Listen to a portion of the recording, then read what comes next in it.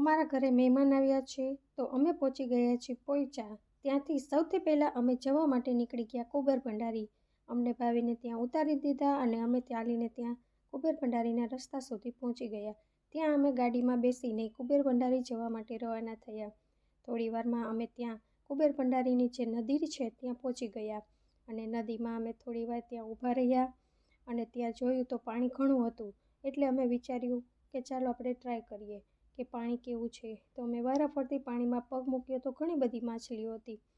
ત્યાં ભાવિન તો દૂર જ ઊભા જોતા હતા। ત્યાં અમારો રથ આવી ગયો। અમે બેસી ગયા હોડીમાં।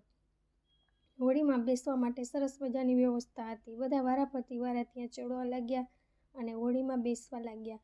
ત્યાં પબ્લિક ઓછું હતું એટલે બધા અલગ અલગ જગ્યાએ બેસી ગયા અને ધીરે ધીરે બધા વિચારતા હતા કે હોડી ક્યારે ચાલુ થાય। ત્યાં કાકાએ વિચાર્યું કે મારે આજે હોડી ચલાવવી છે, તો હોડી ચલાવવા માટે ત્યાં આગળ બેસી ગયા। જો આવી રીતે બધા અલગ અલગ બેઠા હતા, કેમ કે કોઈ ટ્રાફિક હતું જ નહીં। અને ત્યાં અમારો રથ પહોંચી ગયો મંદિર પાસે અને બધા ઉતરીને ચાલી નીકળ્યા મંદિરના દર્શન કરવા માટે। ત્યાં અમે રસ્તામાં એક ઘણી બધી ભેંસો જોઈ। તે ભેંસો પણ પાણીમાં જ જતી હતી। અમને થયું કે પાણીની વચ્ચેથી જશે, પણ ના, તે બાજુમાંથી નીકળી ગઈ।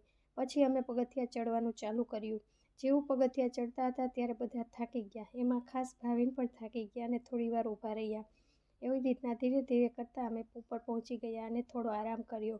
અમે બંને તો ત્યાં જ બેસી ગયા અને થોડો આરામ કરી બધા આગળ નીકળી ગયા, પણ અમે તો પાછળ જ રહી ગયા। ત્યાં અમે મંદિરમાં પહોંચી ગયા અને મંદિરમાં જઈને શરૂઆતમાં અમે જોયું કે ભગવાનના 108 નામ લખેલા છે, તે બધા વાંચતા હતા।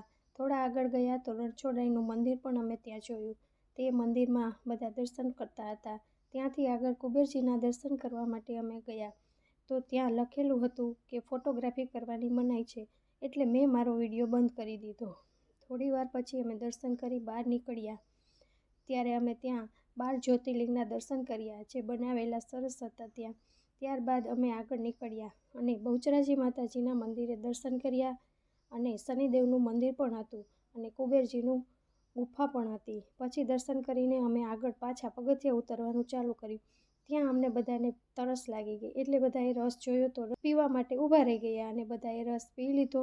ફરી અમે ચાલવાનું ચાલુ કરી દીધું અને ધીરે ધીરે કરી અને પાછા અમારે બોટ સુધી પહોંચી ગયા।